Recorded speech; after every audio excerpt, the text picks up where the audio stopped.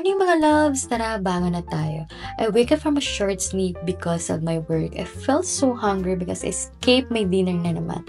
And I want the food na sobrang bilis lang lutuin. Luckily, I found this Korean chicken luncheon meat. Take note, loves, it's chicken luncheon meat. Noon pa man, nakasanayan na natin gamitin ng pork and beef. I was shocked when I opened it. Sobrang bango niya mga loves. Talaga namang nakakagutom. So let's start cooking. Simple lang naman siyang lutuin. It's like the normal luncheon meat. Like what I've said, it's chicken. So sa mga hindi mahilig sa pork and beef, this is the perfect luncheon meat sa inyo mga loves.